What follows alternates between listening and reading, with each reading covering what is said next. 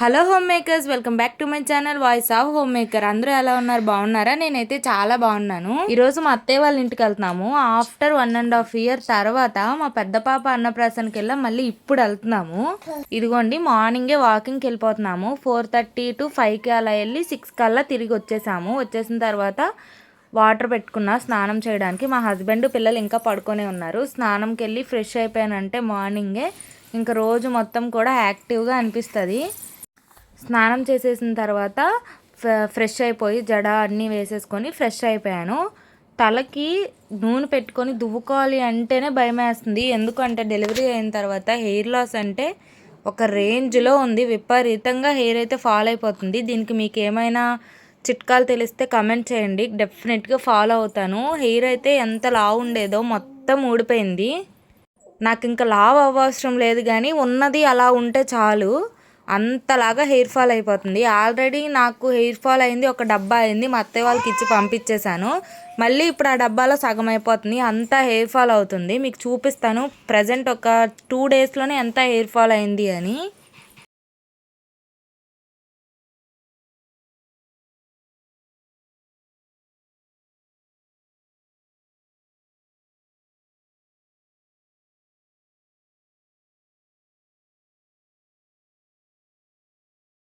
ఇదిగోండి, మార్నింగే ఫ్రెష్ అయిపోయాను. ఇంకా ఫ్రెష్ అయిపోయిన వెంటనే నైటే నేను పడుకునే ముందు చియా సీడ్స్ వాటర్ నానబెట్టుకున్నాను. వాటిలో కొంచెం హనీ అండ్ లెమన్ స్క్వీజ్ చేసి తాగేద్దాంలే అని అనుకుంటున్నాను. ఈ చియా సీడ్స్ వాటర్ కూడా బ్లోటింగ్, గ్యాస్ ప్రాబ్లం ఇలా ఉన్న వాళ్ళు తాగకూడదంట కదా, నాకు తెలీదు. నిజమేనా? కమెంట్ చేయండి. వాటర్ తాగేసిన తర్వాత ఇంకొకటి ఏంటి అంటే, ఈ వాటర్ తాగిన రోజు ఇంకా ఎక్స్ట్రాగా వాటర్ కంటెంట్ తీసుకోవాలంట, లేకపోతే బ్లోటింగ్ అలాంటి ఇష్యూస్ కూడా వస్తాయంట. మరి నాకు కొన్ని రోజుల నుంచి కాళ్ళకి మధ్యలో లోతుగా ఉండిద్ది కదా, ఆ ప్లేస్ని ఏమంటారో తెలియదు, కానీ అక్కడ విపరీతంగా నొప్పి వచ్చేస్తుంది. మా హస్బెండ్ ఫోన్లో చూసారంట. ఇదిగోండి, ఈ ప్లేస్లో నొప్పి వస్తుంది. ఏంటి అంటే వాటర్ ఫ్రిడ్జ్లో పెట్టుకొని గడ్డ కట్టిన తర్వాత కాలు దాని మీద ఇలా ఇలా రోల్ చేస్తే పెయిన్ తగ్గుతుంది అని. నిజం చెప్పాలి అంటే ఈ రోల్ చేసిన తర్వాత పెయిన్ ఇంకా ఎక్కువగా పెరిగింది. కల్లుప్పు ఉండిద్ది కదా, అది వేడి చేసిన తర్వాత దాంతో కాపురం పెట్టాను. చాలా బాగా రిలీఫ్ ఇచ్చింది నాకు. ప్రజెంట్ అయితే పెయిన్ లేదు. పిల్లలతో ఉన్నప్పుడు టిఫిన్ ఏం వద్దులే అనుకుంటే అస్సలు నడవదు. మార్నింగే లేచి పిల్లలకి ఏం పెట్టాలి అని ఆలోచించేసరికి అయిపోయింది. ఇంకా నైట్ పడుకునేటప్పుడు ఇడ్లీ కోసమని నానపెట్టాను. మార్నింగే లేచి వాటిని గ్రైండర్ వేసుకొని రవ్వ కలిపేసి ఊతప్పలాగా వేస్తాను. ఇంకా ఇడ్లీ అప్పటికప్పుడు అయితే గట్టిగా వచ్చింది కదా, ఇంకా అందుకని ఊతప్ప వేస్తాను. నేను ఊతప్ప వేస్తుంటే మా పెద్ద పాప లేచేసింది, ఏడుస్తుంది. అందుకనే వెళ్ళి పాపను తీసుకొని వచ్చాను. లేచిందంటే కొంచెం సేపు అయినా సరే దాన్ని ముద్దు చేయాలి, లేదు అంటే రోజు మొత్తం ఏడుస్తూనే ఉంటుంది. ఇదిగోండి, పీనట్ చట్నీ చేసి ఊతప్ప వేసి మా పాపకి ఇచ్చేస్తే తనే తినేసిద్ది. ఇష్టమైన ఫుడ్ అయితే ఏం అల్లరి పెట్టదు, తినేసిద్ది. కానీ ఇష్టం లేనిదైతే ఇంకా తిరుగుతూనే ఉండాలి వెనకాల, తిను తిను అనేసి. మీ పిల్లలు కూడా ఇంతేనా?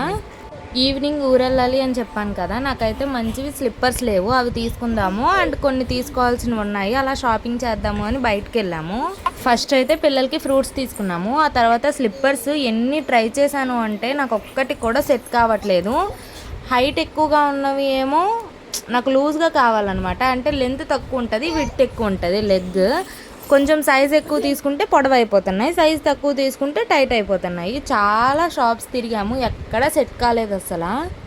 ఫైనల్గా అయితే ఒకటి తీసుకుని స్టార్ట్ అయ్యాము. ఆ తర్వాత మా పాపకి వెండివి తీసుకుందాము పట్టీలు అని వెళ్ళాం, కానీ ఏం సెట్ కాలేదు. ఇంక ఇంటికి వచ్చిన తర్వాత నా పట్టీలు క్లీన్ చేసేసుకొని బ్యాగ్ అయితే సర్దుతున్నాము. మా ఇంట్లో అయితే నేను బ్యాగ్ అస్సలు ప్యాక్ చేయను. నాకు ప్యాక్ చేశాను అంటే అసలు ప్లేస్ సరిపోదు, నాకు సరిగ్గా యూటిలైజ్ చేయడం రాదు. మా ఇంట్లో బ్యాగ్ సదరాలి అంటే మా హస్బెండే ఎక్కడ ఏది ప్యాక్ చేయాలి, ఎన్ని కావాలి, ఏంటి అని చెప్తే చాలు, ఇచ్చేస్తే అన్నీ నీట్గా ఆర్గనైజ్ చేసేస్తారు. బ్యాగులన్నీ సర్దేసుకున్న తర్వాత నేను అక్కడ కట్టుకోవాల్సిన శారీ కూడా ప్రీ ప్లీటింగ్ చేసేసుకున్నాను. ఒకవేళ శారీ ప్రీ ప్లీటింగ్ చేసుకోలేదు అంటే అక్కడ మాకు చర్చికి వెళ్ళడానికి మార్నింగ్ వెళ్ళిపోవాలి కదా, నాకు ఆ శారీ కట్టుకోవడం చాలా లేట్ అయిపోయింది. హాయ్ అండి, అందరూ ఎలా ఉన్నారు? బాగున్నారా? మేమైతే చాలా బాగున్నాము. ఇప్పుడైతే టైం 9 అయింది. మేము ఈరోజు ఊరు వెళ్తున్నాము మా అత్తయ్య వాళ్ళ ఇంటికి. ఆల్మోస్ట్ మేము మా అత్తయ్య వాళ్ళ ఇంటికి వెళ్ళి 1.5 year అయింది. మా పెద్ద పాప అన్నప్రాసన్నకి వెళ్ళాము, మళ్ళీ ఇప్పుడు మా చిన్న పాప అన్నప్రాసన్నకి వెళ్తున్నాము. ఆల్మోస్ట్ 1.5 year అయిపోయింది. ఇప్పుడు ట్రైన్ వచ్చేసరికి నైట్ 10 o'clockకి. మార్నింగ్ నుంచి చేసిన పనులన్నీ కూడా ఆల్రెడీ పోస్ట్ చేశాను కదా, ఇప్పుడైతే బయలుదేరుతున్నాము. అన్నీ సదిరేసుకున్న తర్వాత బయలుదేరిపోయాము. నైట్ ట్రైన్ 10కి వస్తుంది. 9కి 9:30కి బయలుదేరిపోయాము. మా పాప ఏమో మార్నింగ్ నుంచి కేక్ కావాలి అని తెగ అల్లరి చేసేసింది. కేక్ తీసుకొని ఇంకా మేము ఇదిగోండి ఫాస్ట్గా వెళ్ళిపోతున్నాము. ట్రైన్ ఎప్పుడైనా వచ్చేయచ్చు, టైం అయిపోయింది కదా అని. మేమంతా హడావుడిగా వెళ్ళిన తర్వాత ఆ ట్రైన్ ఏమొచ్చో అరగంట లేట్గా వచ్చింది.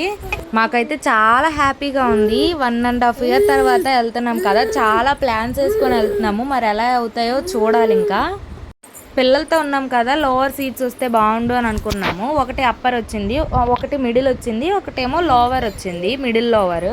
మాకేమో సైడ్ లోవర్ ఉంటే బాగుండు కదా, పిల్లలు కూడా ఎంజాయ్ చేస్తారు అనుకొని అడిగితే వాళ్ళు ఇచ్చారు పాపం సైడ్ లోవర్. ఇంకా జర్నీ అయితే ఫుల్గా ఎంజాయ్ చేసాము. మా పిల్లలు అయితే అస్సలు అల్లరి చేయలేదు.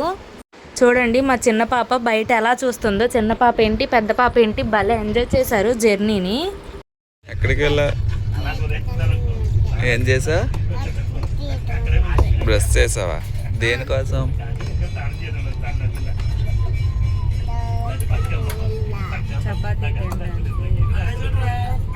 మా పాపకి మార్నింగే తినడానికి పీనట్ బటర్ అండ్ చపాతీ పట్టుకున్నాను. అదే చెప్తుంది వాళ్ళ నాన్నకి. మా అత్తయ్య వాళ్ళ పుట్టిన ఊరైతే వచ్చింది, అదే మా ఆడపడుచు వాళ్ళ ఊరు అనమాట, శ్రీకాకుళము.